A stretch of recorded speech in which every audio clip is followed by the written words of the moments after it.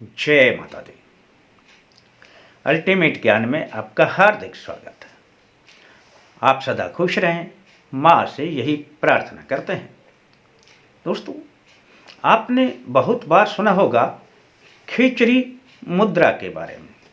खेचरी मुद्रा आपने कई बार सुना भी होगा और आप सभी जानते भी होंगे, लेकिन आप इसका अगर तरीका मालूम कर लें, यानी कि किसी भी कार्य की संपूर्णता तब आती है जब आप उस कार्य को विधिवत रूप से करते हैं।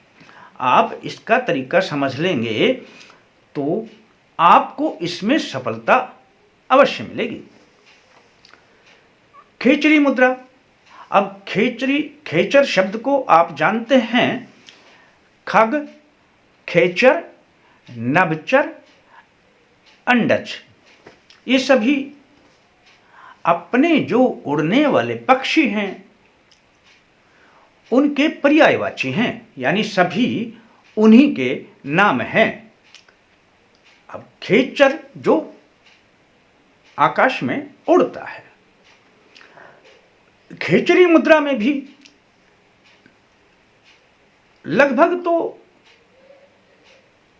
एक साधारण व्यक्ति यही जानता है कि इसको हम जीभ को जब उल्टी करके तालुका के लगा लेते हैं तो वहाँ से अमृत टपकता है और अमृत का पान होता रहता है, तो हमारे शरीर में किसी प्रकार के कोई रोग नहीं होते हैं। यह एक कारण है। और दूसरा कारण है कि जिसके नाम से इस मुद्रा का नाम पड़ा, यानी खेचर, जो आकाश में उड़ते हैं। अब मनुष्य भी यदि इसमें पारंगत हो जाता है तो धीरे धीरे करके वह भी अपनी आत्मा से आकाश में विचरण करने लग जाता है। परंतु यह इतना आसान प्रतीत होता है, वह इतना आसान नहीं है। इसे गुरु के सानिध्य में ही किया जाना चाहिए। यदि अपनी आत्मा के द्वारा बाहर भ्रमण करना हो तब।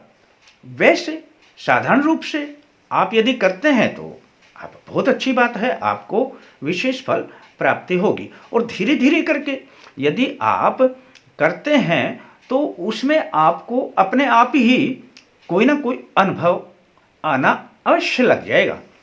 पर करना, इसके बहुत से फायदे हैं, पर यह फायदे बताने से कुछ नहीं होता।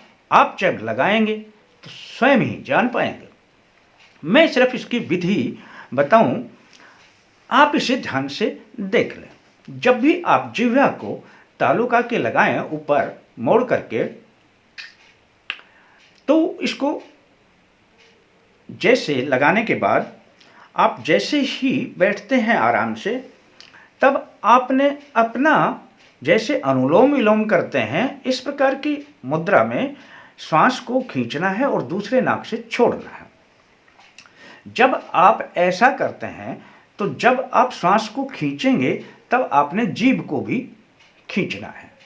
जैसे जीभ ऊपर लगा ली तो जैसे खींचोगे तो तालुका के और ऊपर तक आ जाएगी, वो तालुका के और ऊपर आने लगेगी। खींचोगे तो आपको जैसे अनुलोम विलोम करते हैं तो आपने नाक से श्वास लेना है, लेते समय अपने जीभ को खींचना है।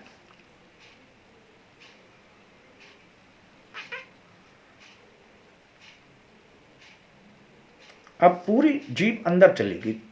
अब इसको श्वास को जब इस नाक को बंद करके और छोड़ेंगे तब जीभ को ढीला दे देना है, तो वह अपनी जगह पर ही आ जाएगी। आपको फिर दोबारा से खींचोगे,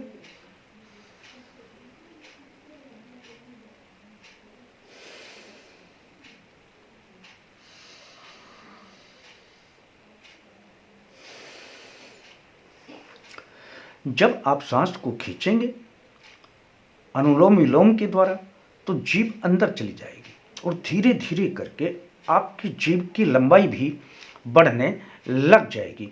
आप जैसे ही खींचते हैं तो अमृत तत्व को यह और अधिक दूर तक टच करती है और इसका अभूतपूर्व लाभ होने लग जाता है।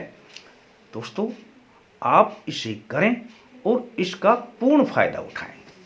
आप 5 मिनट का, 7 मिनट का, 10 मिनट का, आप 2 मिनट से ही शुरू कर दें इस प्रयोग को। धीरे धीरे करके यह प्रयोग अपने आप बढ़ने लग जाएगा और आप इसका भरपूर आनंद उठा सकते हैं। अच्छा लगता है तो अपने यार दोस्तों को बता सकते हैं। आपके लिए सिर्फ इतना ही, आप अपने लाइफ का ध्यान रखें। शेष फिर मिलते हैं नए अंक के साथ। तब तक के लिए जय माता दी।